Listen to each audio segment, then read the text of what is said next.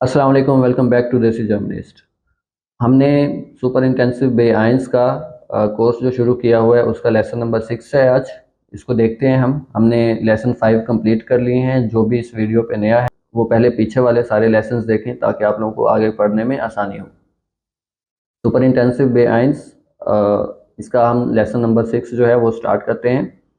अब पीछे हमने ज़ाइन और हाबन दो वर्ब पढ़े। वर्ब का मैंने बताया था आप लोगों को, वर्ब दो तरह के होते हैं। एक वर्ब होता है एक्शन वाला, यानी कि करना, खाना, पीना, उठना, जो हम परफॉर्म करते हैं। और दूसरा होता है स्टेट ऑफ बीइंग वाला, होना, जैसे ज़ाइन है, मैं हूँ, तुम हो, हम हैं। तो जो स्टेट ऑफ बीइंग को जाहिर करे या एक्शन को जाहिर करे वो होता है वर्ब। अब हमने पीछे ज़ाइन और हाबन वर्ब पढ़े और उनकी कॉन्जुगेशन देखी अलग अलग तरीके से। अब इस वर्ब की हम कॉन्जुगेशन देखते हैं। अब वर्ब की कॉन्जुगेशन मैंने पहले भी डेफिनेशन आप लोगों को बताई थी, लेकिन फिर दोबारा मैं रिपीट कर देता हूँ। अब जो भी वर्ब होता है उसको हम एज इट इज़ नहीं लिखते, यानी कि अगर आप ज़ाइन यूज़ कर रहे हैं, हाबन यूज़ कर रहे हैं, वो सारे सब्जेक्ट या नोमिनेटिव जो भी हो उसके साथ आप वैसे का वैसा नहीं लिखते। जैसे कि आप ऐसे नहीं कह सकते कि इश ज़ाइन, दू ज़ाइन, एयर ज़ाइन, जी ज़ाइन, एस ज़ाइन, वियर ज़ाइन, हम ये नहीं यूज़ करते। और ये उर्दू में भी नहीं होता है, उर्दू में या हिंदी में। जैसे उर्दू हिंदी में होना है, इसका मतलब होता है होना, टू बी। अब इसको हम ऐसे नहीं कहते कि मैं होना, तुम होना, हम होना। अब जाहिर सी बात है इसको हम चेंज करके लिखते हैं। अब होना की जो मैं के साथ, तुम के साथ, हम के साथ चेंज कर करके हम शक्लें लिखेंगे उसको वर्ब की कॉन्जुगेशन कहते हैं। जैसे होना की अगर मैं के साथ लिखूं तो मैं हूं, तुम के साथ हो, हम के साथ हैं, वो के साथ है। अब ये हमने होना कहीं नहीं लिखा, इसको सब्जेक्ट के साथ चेंज कर करके लिखा है। तो इसी चेंज कर करके लिखने को हम वर्ब की कॉन्जुगेशन कहते हैं। तो आज ये जो वर्ब की कॉन्जुगेशन है इसको हम डिटेल से देखते हैं। तो चलें लेसन स्टार्ट करते हैं हम। अब वर्ब जो होते हैं ना वो दो तरह के होते हैं। एक होता है रेगुलर वर्ब और एक होता है इर्रेगुलर वर्ब। अब रेगुलर वर्ब को हम जर्मन में रेगुलमेसिगे वर्बन भी कहते हैं, रेगुलर वर्ब्स, और श्वाखे वर्बन भी कहते हैं, जो कि कमज़ोर वर्ब या वीक वर्ब आप कह लें उसको, जो कमज़ोर हो या वीक हो, रेगुलर वर्ब को। उसके बाद इसकी डेफिनेशन ज़रा देख लें आप। अब रेगुलर वर्ब वो होता है जो किसी ख़ास तरतीब के साथ चलता है, किसी ख़ास पैटर्न के साथ चलता है, जिसका हमें आइडिया होता है कि इसका आगे जाके जो चेंज होगी वो एक पैटर्न के हिसाब से है, एक तरतीब के हिसाब से है, एक सीक्वेंस के हिसाब से है। जैसे these verbs follow predictable conjugation, और this means that their stem, the base part of the verb, remains consistent and the ending change systematically based on the person.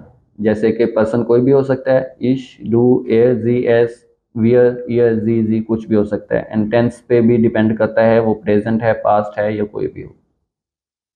अब प्रिडिक्टेबल कॉन्जुगेशन का मतलब ये है कि ये एक खास तरतीब के साथ चलता है।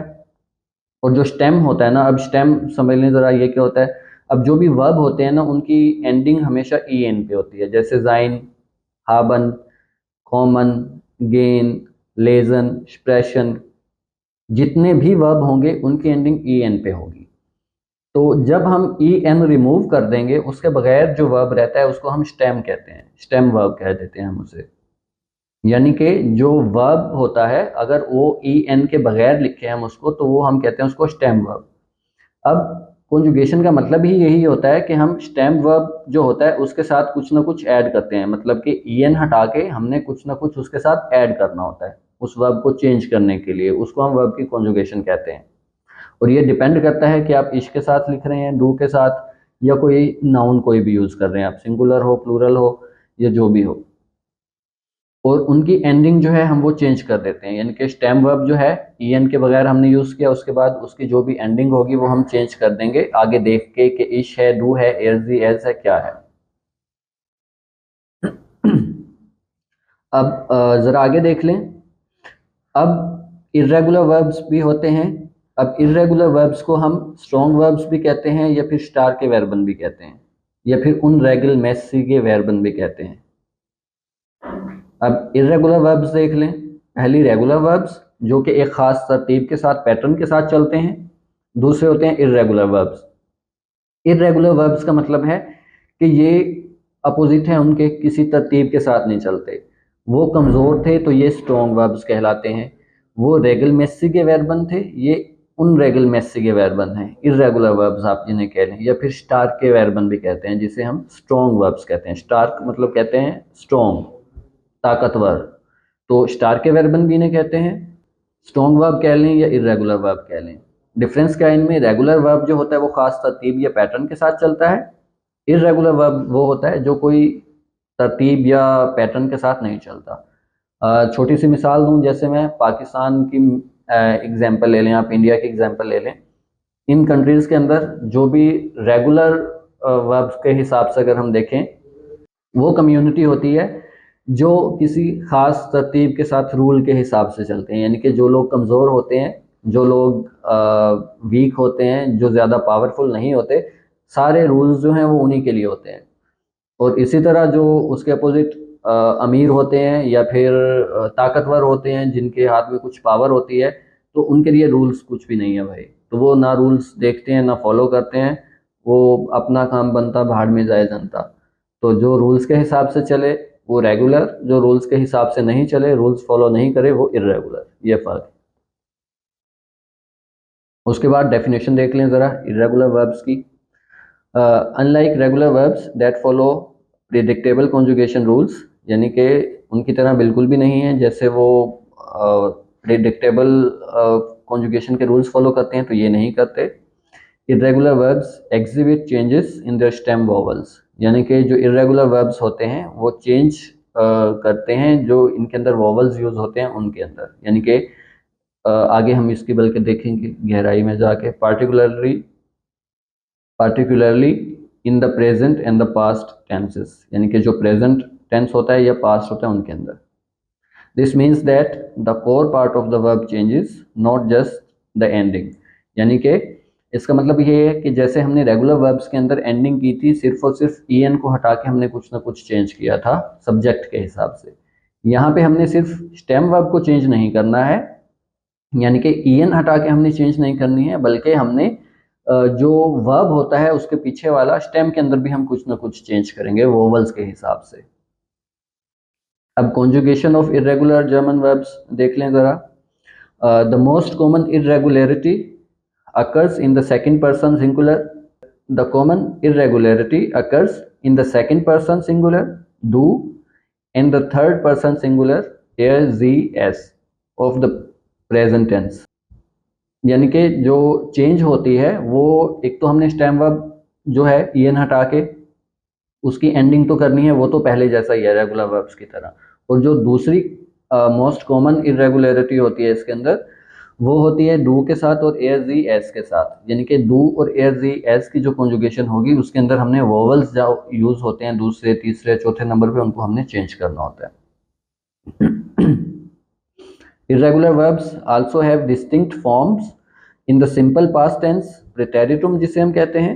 These forms often involve a different stem, vowel and unique endings، یعنی کہ irregular verbs جو ہوتے ہیں ان کی ایک تو جو سمپل پاسٹ کے ٹینسز ہوتے ہیں ان کے اندر، یعنی کہ پریٹیریٹم کے اندر آپ کہہ لیں کہ کچھ پتہ نہیں ہوتا کہ ان کی پاسٹ کی فارم کیا ہے۔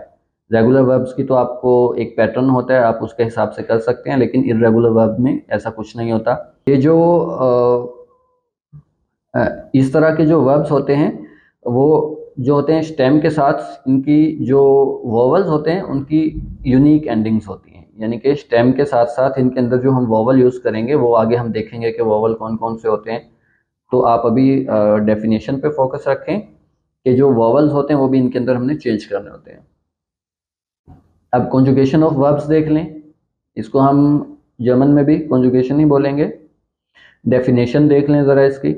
کنجوگیشن refers to the process of changing a ورب's form to match the subject who is performing the action and the tense when the action occurs، یعنی کہ اب جو کنجوگیشن ہوتی ہے وہ ایسے پروسیس کو کہتے ہیں ہم، ایسے عمل کو کہتے ہیں ہم جو کہ ورب کو چینج کرنے کا عمل ہے، ورب کو تبدیل کرنے کا عمل ہے اکارڈنگ ٹو سبجیکٹ، یا جو پھر ایکشن پرفارم کر رہا ہے، جو بھی جملے کے اندر سبجیکٹ ہے یا ایکشن پرفارم کرنے والا ہے یا نومینیٹو ہے، اس کے حساب سے ورب کو چینج کرنے کے پروسیس کو ہم वर्ब की कॉन्जुगेशन कहते हैं। In German this involves adding specific endings to the verb's stem, यानी कि जर्मन के अंदर हम स्पेसिफिक एंडिंग्स ऐड करते हैं स्टेम के साथ, यानी कि जो भी स्टेम होता है, स्टेम दोबारा मैं बता दूं, ई एन के बगैर जो वर्ब बच जाता है उसको हम स्टेम कहते हैं। उनके साथ स्पेसिफिक एंडिंग्स को हम, इनके अंदर स्पेसिफिक एंडिंग्स होती हैं जिसके साथ हम ये करते हैं। इसका पर्पस देखते हैं कि इसका मकसद क्यों होता है। To indicate who is doing the action, यानी कि सबसे पहला इसका पर्पस होता है, मकसद होता है कि ये दिखाने के लिए एक्शन कौन परफॉर्म कर रहा है। And when the action is happening, और फिर दूसरा हम टेंस को शो करने के लिए, ये प्रेजेंट है, पास्ट है या कोई और है। तो दो पर्पस इसके मेन हैं, एक ये कि एक्शन परफॉर्म करने वाला कौन है ये जाहिर करने के लिए, और दूसरा ये कि जो एक्शन परफॉर्म किया जा रहा है वो कौन से टेंस में है, यानी कि वो प्रेजेंट में है, पास्ट में है, किस में है। तो ये दो इसके यानी कि रीज़न मेन है। दूसरा इसका देख लें, to ensure grammatical accuracy and clarity in sentences, यानी कि ग्रामेटिकल जो एक्यूरेसी है उसको शो करने के लिए, क्लैरिटी शो करने के लिए सेंटेंसेस के अंदर, ताकि अगर हम सबके साथ जाइन जाइन लिखेंगे, हाबन हाबन लिखेंगे, सब is common, do common, as yes common अगर हम यूज़ करेंगे तो वो क्लैरिटी नहीं रहेगी हमें। तो ये क्लैरिटी शो करने के लिए भी हम इनको चेंज करते हैं। अब रेगुलर वर्ब्स जो हैं उनकी एंडिंग देख लें ज़रा। अब इश जो होता है उसके साथ हम स्टेम वर्ब जो होता है, यानी कि जो भी स्टेम वर्ब हो, यानी कि ई एन हटा के जो वर्ब बचेगा उसके साथ हम ई ऐड कर देंगे, सिंपल, जिसे हम जर्मन में ए कहते हैं। यानी कि रेगुलर वर्ब्स जो हैं उनकी एंडिंग अगर हमने इश के साथ करनी है तो ए एन हमने रिमूव करके सिंपल ए कर देना है, या फिर आप इश के साथ यूँ कह सकते हैं कि सिर्फ एन रिमूव कर दें, ए बच जाएगा। यानी कि एन के बगैर जो भी वर्ब बचेगा वो इश की कॉन्जुगेशन होगी। जैसे खोमे है, कॉमन है, उसका हम एन हटा के देंगे तो इसके साथ कोमे बच जाएगा। गेन है तो उसका हम एन हटा देंगे तो गे बच जाएगा। अब डू के साथ जो स्टेम होता है उसके साथ हमने एस थे ऐड करना होता है, यानी कि एस टी हमने ऐड करना होता है डू के साथ, स्टेम के साथ, यानी कि ई एन जो है वो हमने रिमूव कर दिया और उसकी जगह हमने एस टी ऐड कर दिया। जब भी हमने किसी भी वर्ब को, रेगुलर वर्ब की बात कर रहे हैं, अगर हमने डू के साथ कॉन्जुगेशन करनी है तो ई एन हटा के एस टी लगा देंगे, सिंपल। जैसे कॉमन की हमने बात की तो वो हो जाएगा कॉमन का हम ई एन हटाएंगे, स्टेम क्या बच जाएगा कॉम, और आगे एस टी लगा देंगे तो वो हो जाएगा कॉम्स्ट। डू के साथ हमेशा हमने एस टी लगाना है। फिर है ए जी एस, अब इसके साथ हमने ए एन रिमूव करके या स्टेम के साथ सिर्फ थे ऐड करना होता है, टी। फिर ईयर है, इसके साथ भी हमने ए एन रिमूव करना होता है, जो स्टेम बच जाएगा उसके साथ हमने थे ऐड कर देना है। फिर वियर जी जी जी, अब ये वियर हम जी वो वाला, यानी कि वो सब प्लूरल वाला, दे वाला, और जी सिंगुलर के लिए भी और प्लूरल के लिए भी, इन सब के साथ हमने वर्ब वैसे का वैसा ही लिखना होता है। और याद रखें ये हम बात कर रहे हैं रेगुलर वर्ब्स की, यानी कि कॉमन है तो कॉमन रहेगा, गेन है तो गेन रहेगा, एक्सप्रेशन है तो एक्सप्रेशन रहेगा, सेम वैसे का वैसे ही। अब zum Beispiel common is a regular verb. First of all we have to remove an from the verb, जिसे हम stem कहते हैं, यानी कि an हटा देंगे तो वो stem बच जाएगा। it will be com, यानी कि an हमने remove कर दिया तो ये हो जाएगा com बच जाएगा ना अगर an हटा देंगे हम, तो इसको हम कहेंगे stem verb, यानी कि an अगर हम हटा देंगे तो उसको हम stem verb कहते हैं। जैसे अब इश कॉमन हम देखेंगे तो लिखेंगे तो ये गलत हो जाएगा, तो इश के साथ हम कॉम यानी कि स्टेम वर्ब लगा दिया और इसके साथ हमने ए ऐड कर दिया। पीछे हमने रूल पढ़े हैं कि हमने क्या ऐड करना है इसके साथ, ए, तो ये हो जाएगा इश खोमे। अब डू के साथ कॉम, ये स्टेम वर्ब है, इसके साथ क्या ऐड करना था हमने, एस थे, डू कॉम्स्ट। उसके साथ ए जी एस है, इसके साथ हमने स्टेम वर्ब लगाया कॉम, और इसके साथ क्या ऐड करना था हमने, थे, तो ए जी एस कॉम्ड। उसके बाद ईयर की कॉन्जुगेशन देख लें, यह होता है तुम सब के लिए, इसके साथ स्टेम वर्ब लगाएंगे तो खोम, और इसके साथ भी हमने थे ऐड करना होता है तो ये हो जाएगा ईयर खोम्ड। उसके बाद बाकी जो वियर जी जी हैं इनके साथ हमने देखा था कि ए एन ही रहता है या फिर उसको हम रिमूव ही नहीं करते, जैसे मर्जी समझ लें आप, तो ये हो जाएगा वियर जी जी कॉमन। तो ये थी हमारी रेगुलर वर्ब्स की एंडिंग। یہی جتنے بھی ریگولر ورب ہوں گے یہ سب کے لیے سیم رول ہے.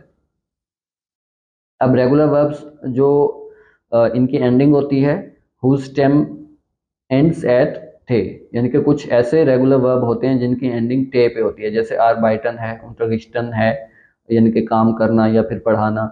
ایسے جو بھی ورب ہوں گے ان کے لیے تھوڑا سا سلائڈ سی چینج آئے، وہ دیکھ لیں ذرا. عشق کے ساتھ سیم وہی رہے گا، اے ایڈ کریں گے ہم. ڈو کے ساتھ اب ایس تھے کے بجائے ہم اے ایس تھے ایڈ کریں گے. اب ایس زی ایس کے ساتھ ہم تھے کے بجائے اے تھے ایڈ کریں گے، یعنی کہ ہم نے اے ایڈیشنل یہاں پہ لگایا ہے ہم نے ڈو کے ساتھ، ایس زی ایس کے ساتھ اور ایئر کے ساتھ. یعنی کہ ڈو کے ساتھ ایس ٹے تھا پہلے، ایس زی ایس کے ساتھ صرف ٹھے تھا اور ایئر کے ساتھ بھی صرف ٹھے تھا. تو ان دونوں پہ، تو ان تینوں کے ساتھ ہم نے اے کا ایڈیشنل ہم نے، تو ان تینوں کے ساتھ ہم نے اے ایک اور ہم نے ایڈ کرنا ہے، یعنی کہ ایس ٹھے کے بجائے اے ایس ٹھے، ٹھے کے بجائے اے ٹھے، پھر ٹھے کے بجائے اے ٹھے. تو یعنی کہ E S T E T E T یہ ہم نے چینج کیا ہے. ای ہم نے لگا دیا ہے ڈو کے ساتھ ایڈیشنل، ایس سی ایس کے ساتھ بھی ایڈیشنل ای اور ایئر کے ساتھ بھی ایڈیشنل ای. تو یہ چینج ہے. باقی جو ہے ویئر زی زی زی ان کے ساتھ سیم ہی رہے گا. تو یہ تھوڑا سا ڈفرینس تھا. Zum Beispiel arbeiten is a regular verb. First of all we have to remove an from the verb. جیسے ہم stem بناتے ہیں کہ an ہم نے ہٹایا اور اس کا stem بنا لیا ہم نے. It will be arbeit. تو یہ arbeiten کا arbeit رہ جائے گا. یہ جو stem ہے اس کی ending تھے پہ ہو رہی ہے. تو یہ ایسے verb جن کا ہم an remove کریں تو وہ جو end ہو ان کا وہ تھے پہ ہو جائے، تو ان کے ساتھ ہم نے یہ رول لگانا ہے. یعنی کہ اب جو arbeit ہے یہ stem verb ہے جو کہ اینڈ ہو رہا ہے تھے پہ، تو عشق کے ساتھ آربائٹن غلط ہوگا. عشق کے ساتھ ہم اس کو لکھیں گے آربائٹ، سٹیم ہو گیا اور آگے اے ایڈ کر دیں گے، سیم وہی تھا عشق کے لیے تو آربائٹ ہے. دو کے ساتھ آربائٹ. اب اس کے ساتھ ہم نے صرف ایس ٹی ایڈ کرنا تھا پہلے، لیکن یہ جو سٹیم ہے یہ ٹی پہ اینڈ ہو رہا ہے تھے پہ، تو اس کے ساتھ ہم نے صرف تھے نہیں اے تھے ایڈ کرنا ہے، یعنی کہ ای اور ٹی ایڈ کرنا ہے. تو یہ ہو جائے گا ڈو آربائٹ ٹیسٹ. پھر ہے اے زی ایس، اس کے ساتھ بھی ہم نے پہلے صرف ٹی ایڈ کیا تھا، یہاں پہ ہم نے ای ٹی ایڈ کرنا ہے یا پھر اے اور تھے ایڈ کرنا ہے. تو یہ ہو جائے گا اے زی ایس کی کنجوگیشن آربائٹٹ. اس کے بعد یہ ہے، اس کا بھی سٹیم ورب آربائٹ، تو اس کے ساتھ بھی ہم نے ٹی کے بجائے ای ٹی ایڈ کرنا ہے یا اے تھے، تو وہ ہو جائے گا یہ آربائٹٹ. ویئر زی زی ان کے ساتھ سیم وہی اے این ہی رہے گا، تو یہ ہو جائے گا ویئر آربائٹن، زی آربائٹن یا پھر زی سنگل اور پلورل دونوں کے لیے آربائٹن.